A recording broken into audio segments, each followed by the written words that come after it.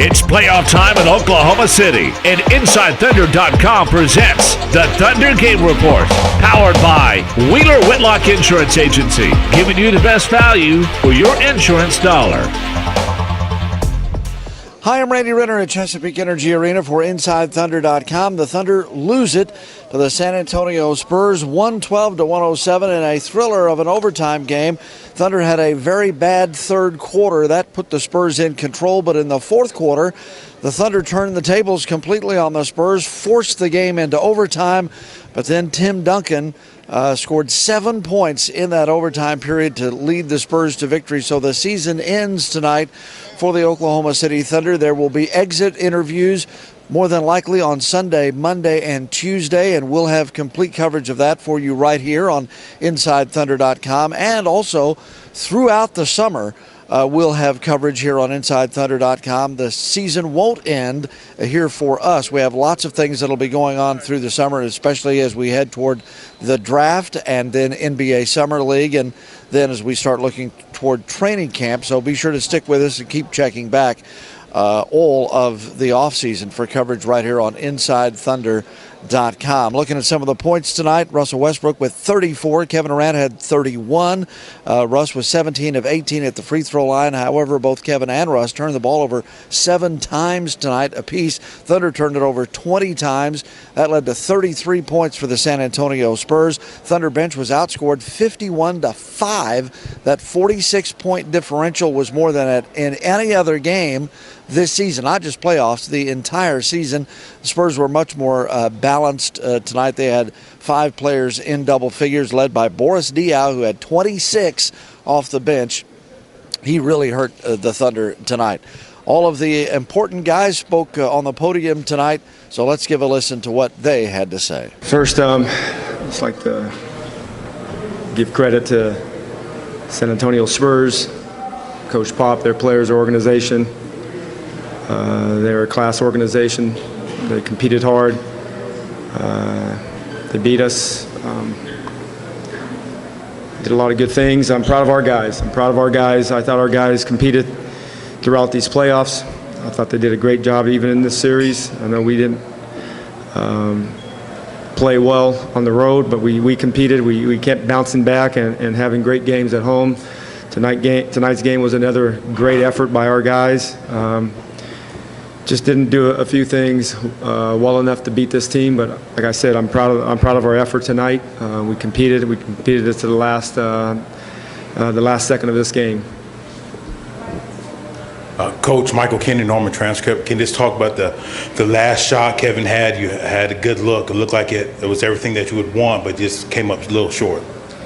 Yeah, it was a good look. Serge did a good job of screenings. Kevin did a good job of setting them up. It was a good, clean look. That's what you want in that situation. Nothing we could have done better on that. You know, he got a good look. He had an opportunity to drive and kick out to an open 3 or 4-2, and then we get into the foul free throw game. But no, I take Kevin's decision on that shot.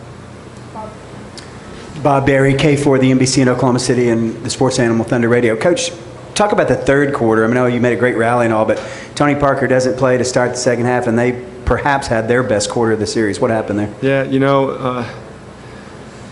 we didn't come out. We started settling for too many jump shots, and then we turned the ball over. I think we turned the ball over 12 times in that second half. I don't know how many times in the third quarter. It just seems like we couldn't get enough good looks at the basket. We couldn't get to the free throw line in that first half, and then we started getting to it later in the second half. And then defensively, they had us scrambling around, and then they made some big plays at the end. They hit a big 3, and then they hit a big 3, and they got fouled in the last seconds of that third quarter to put them up 12. And then that's when we went to switching everything. I thought the energy that created enough energy to get enough points on the board, but we started doing that, and we created a lot of energies, a lot of stops, opportunities. But the third quarter, I'm disappointed in it. It was the only 30-point quarter of this game, of all of our home games. Out of all the 12 quarters, that's only 30-point quarter. Coach John Herrick, CTV Sports and Enid. Looked like you guys had Tim Duncan pretty well contained through most of the game, but then he really started to hit his stride in overtime. Was he doing something different, or was he just being the usual Tim Duncan that he is? He's a great player. He's a great player. He made a couple of tough shots. Made a tough shot and he got fouled on one. Tough call, but I thought he's a terrific player. He's going to go down as one of the greatest players ever to play the game. Just a class individual, but he made some big plays down the stretch. Hey Scott, defensively you guys, numbers-wise, had some of your better numbers in the series, but in the end didn't quite get the stops you needed. Was it just not quite enough defensively in this game, in this series? Well, it's just really the third quarter, 37 points. Other than that, it's 20, 22, 22, and then 11 in the 5-minute overtime. But that third quarter hurt us. That's the thing about this basketball team we're playing against. If you relax for 2 or 3 minutes, they can go on a 12-2 run. And I thought they did that late in that third quarter. They made those threes, and then we turned the ball over just too many times. Kevin Kosminski, News9.com. Coach, you've gone through so much this year as a team with injuries. Durant gets his MVP, all these things going on. It's a hard way to lose now, but you got a long way. Would you consider this season a success? Absolutely. It's hard to win a championship. I was fortunate enough to be on a team. There's a lot of great players, and I played with a lot of great players that never won it, and it's somewhat unfair because they're labeled as not champion, and I'm labeled as a champion, and I didn't really do much to earn that other than cheer. There's a lot of great coaches that never won it. So it's a special thing. There's only one team that stands every year. We work every day since July to be in this position, to climb to the top, and we came up 6 games short. We have to keep our heads up and move on. Coach, I know you said that you feel the season is successful, but when Kevin and Russell get up here, do you think they'll feel the same way? They should. We've improved. We've improved as individual players. We had a lot of individual growth, and we've improved as a team in a lot of areas. I know we still have a ways to go. We're not where we want to be, and our guys know that. Kevin and Russell, they should be proud. They've led us to places that we want to get to, and I'm proud of what they've done. I'm proud of who they are, and I'm sure our fans feel the same way. They're great. They're great character guys, great leaders, and they're great teammates. That's all I can ask for is couldn't ask for better 2 guys to coach. You guys have a good night. Appreciate all your support. Guys, start by talking about tonight's game. Was it a situation, Kevin, where you guys had to expend so much energy coming from 12 back in the fourth quarter where you didn't have a lot left for the OT, or what? No, it wasn't that. No. We fought as hard as we could all night. We left it all out there. They made plays down the stretch. We did.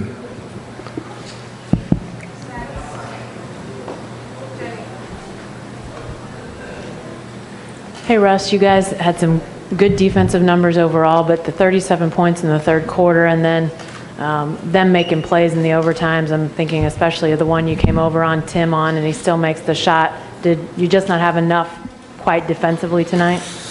You can say that, but like Kevin said, man, we left it on the floor. They made some plays at the end, and they won. Kevin, in that third quarter, obviously Tony's out. How were they able to, get freed up so often to score 37 points? Well, they have a good team. Tony Parker's not their whole team. You've seen games where he wasn't playing, they still won. So they got a good system. They got good guys to plug in. And they came in and made plays. John Herrick, CTV Sports and Enid. This question's for both of you. what do you think that your team has to do to improve in order to take the next step to win that championship? Just to be honest, I haven't really thought about that right now. It's hard to say. Just reflecting on the season, great season. Losing like this is definitely tough, but I really don't know. Just get better individually, I guess. But it's just tough losing like this, man. I mean, there's not much more I can say. Dean Blevins, News 9. Spurs got points from everyone, but I think one player on their roster, and you guys only had 5 players score. Russ, how big of a challenge is that? What does that do to you in terms of making it more difficult? I mean, we only played 7 guys. Basically the whole game. They played a lot of people. I mean, they played pretty much all their guys because one of their guys went out. Just unfortunate. They made some shots and we didn't. Yeah, Kevin, that 7-0 run right at the end of the third quarter. I know you guys got it to OT, but looking back, is that a stretch that still stings at the end of that third quarter? No, we did everything. That's what basketball's about, man. Guys make runs. They're a great team. They made a run, but it shows how, the character we have on this team for us to force that overtime and not give up. It's easy for us to give up, but no. I mean, you could say that about, any run throughout a game. They could have put us away, start the fourth quarter, but they didn't, and we forced overtime. So, no, it's, teams make runs. That's the name of our game. But we did a good job of bouncing back, but obviously we didn't finish off well. Can both of you talk about Pop and your exchange with him at the end as you guys were checking out? He talked glowingly about both you guys and just what that meant for him to grab both of you as you left the game. I just congratulate him on a great season and on advancing. Just class act. Just told him congratulations.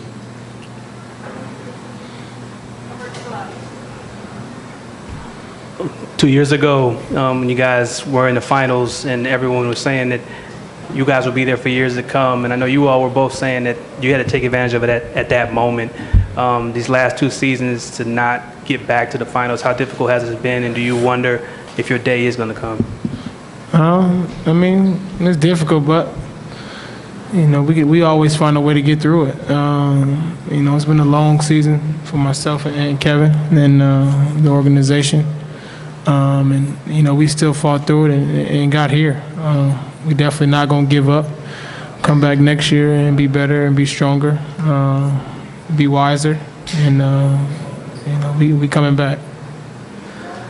Russ, you had the knee surgeries and on a minutes restriction up until late in the season. How do you view your season in terms of the way you played, your health, and now looking ahead to next year? I mean, it was definitely up and down season for me, but my teammates, Kevin, everybody in the city made me feel like I was a part of the team throughout the year. So I kind of, stayed close, stayed confident, and still, I'm very unfortunate. Couldn't make it past this point. Put so much work in rehabbing and trying to get back to be able to help my team and help my team, win games like this. So. And Kevin, just real quickly, with Russ only playing half a season, do you look back at that all and wonder what might have been if he had the full season and the team had that full season? Man, we could say what ifs in life all the time, but he went through what he went through, and you got to give him credit for staying positive throughout it all. I'm not sure if I'd have stayed positive through 2 knee surgeries and playing so well and then having to sit out for 2 months and coming back and minute restrictions, but he stayed positive and level-headed and came out, had a great postseason for us. So I never think what if, because it never happened. And I'm just excited to play with such a emotional, fun, great teammate like Russell, and it makes me so much better. Makes our team and our city so much better. So everything that's supposed to happen this year happened, and we can move on and grow from it. Guys, can you talk about Serge and his challenge? Because, he put in 48 minutes tonight. He only had 4 rebounds. But it seems like even though he started strongly in those games when he first came back, it seemed like it was almost asking too much of him, that he was really hurt. Nah, I don't think so. If he was hurt, he wouldn't have played. And I know Serge better than anybody in here. He gave his body up for his team no matter what. He didn't think about an injury. that was in his memory, distant memory. You know, it was so far away.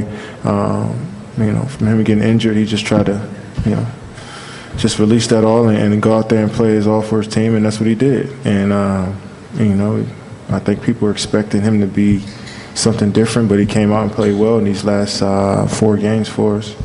And you know, it was great to have him come back and play so well and give his body up for us. For both, if you could, starting with Russell, Coach Brooks was asked, did your team improve and has the organization improved? He said, absolutely. And someone asked if you two would say that. And he says, I hope they do because they've improved individually. Do you feel that way, Russell? Definitely, man. We've grown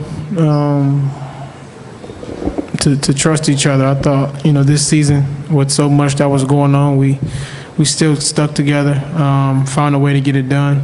And everybody, you know, pitched in their part to get us to this point, and I definitely feel that we've grown as a unit. Without a doubt, we've grown. You know, from top to bottom, everybody, and you know, around here, our goal is to win the big thing and you know, go out on top. But unfortunately, it didn't happen for us this year. But we still improved.